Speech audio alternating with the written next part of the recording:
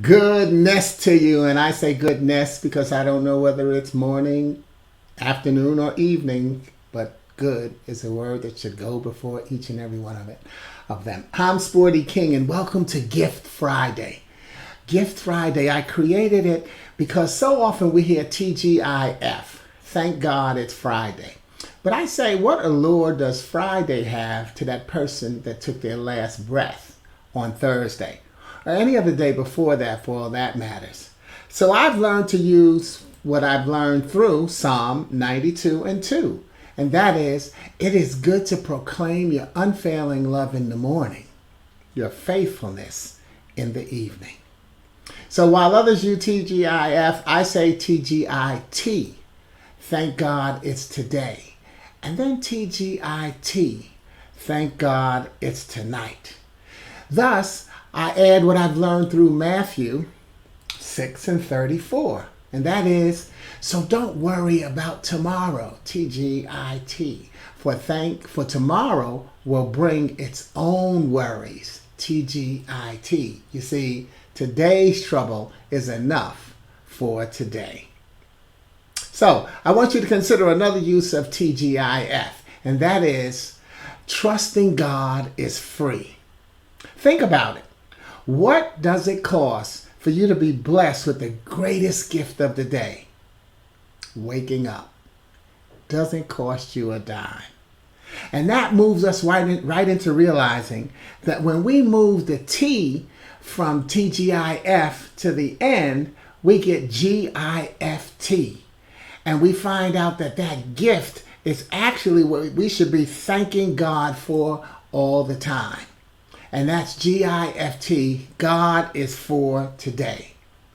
Gift Friday is the online reading and sharing of one of my original poems, which you will then be able to click on the link and download your own colorful keepsake copy. But what you'll also do is get a chance to hear some inspirational message through the poetry that may help you, someone you know, and it can even be extended into your business. Remember, sometimes we need to set the theme based on what people are going through and dealing with in their life. So that's one of the things I'll use my poem to show you how you might be able to use that to help you get through something like that. So today, what I'll do is today, as we continue through this pandemic, and I say continue through it because we're not post-pandemic, y'all. We are still during pandemic. And many people have chosen and learned new things about themselves and their beliefs. But what we want to do today is talk about celebrating someone we know, and that is our fathers. So today's poem is actually going to be from my book, Stuff Happens. And stuff is situations that unleash our focus and faith.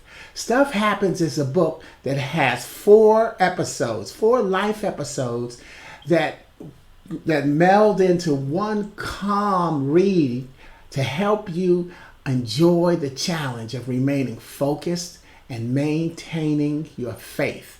You must always remain focused and maintain your faith. So there are 4 life chapters. And this is the first life chapter in there. It's called Dealing with Life. Dealing with Life. As the poem actually is at the end and it closes out that chapter.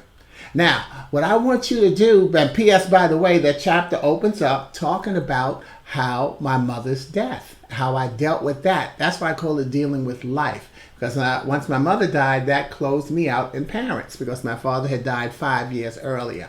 So I talked about her death situation, and then I rolled that into my father's to end that chapter. And here's what I wrote, so I'm going to read to you from the book. On one of its HBO specials, Chris Rock talked about how men rarely get their proper recognition. Yo mama are fighting words. Jokes about mama's baby, papa's maybe. The most confusing day in America? Father's Day. Even in the song titles, fathers didn't get their props. There was I'll Always Love My Mama by the Intruders. Sadie by the Spinners. While men would get Papa Was a Rolling Stone. by the Temptations. Well, not every father was a deadbeat dad. And like mothers, they don't get a rule book on parenthood either. So I dedicate this poem to the men. And it's called Somebody's Father. And yes, that's my father, Ricky Ricardo King. Love him. Oops, commercial. Somebody's father. Your 9-month wait showed no physical signs. Your nourishment was indirect. You waited in the wings to teach morals and values, to cultivate self-respect. You were the final word, even as the first word, the knee that offered stability, the shoulder of security, the spirit that broke each fall, the goal to reach for approval, since the day your child could crawl. You were not seen every waking moment, but your presence was felt each morning, noon, and night. As your child is blessed to grow older, be sure to thank God for your foresight. Somebody's father. I go on in the book to say, no, my father didn't stay and watch me grow up through every stage of my life. And he's never told me he loved me, to my knowledge. He believes his job was as disciplinarian. He had never met his father and had chosen to damn his mother for forcing him to be the man of the house at 12. And I could go on and on about what he did and didn't do.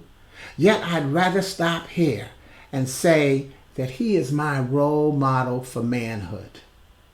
Let me further say that more than half of what he taught me were things that I wouldn't do, as he was often my biggest negative role model as well. But sometimes our greatest lessons are those that signal the road we choose not to take. I don't have children, but I have nieces and nephews whom I choose to tell and show that I love them.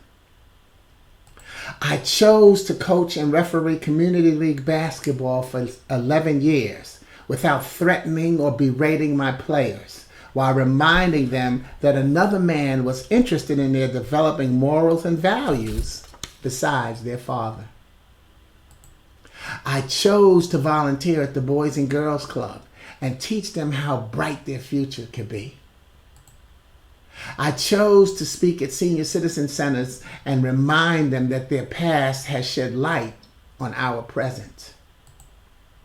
I choose to thank my teachers in retrospect through motivating those who teach today. I chose to do all of these things and more because I believe my father would have done them if his life presented a different set of options. It's not my call to forgive him for choosing to leave when I was too young to understand what went on between him and my mother. Nor is it my call to forgive him once I understand how and why he made the choice he did. Yet I can't thank him enough for taking advantage of the greatest option in my life, his part in creating me.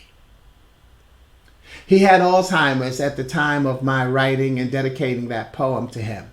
So it was okay for me to talk about how much I loved him and recognized how hard he tried to be the father that he didn't know how to be. Wonder how he would have reacted had I ever told him. We ask a lot of our parents and we expect a lot from them. How much do we give? Happy Father's Day and God bless you. Ciao.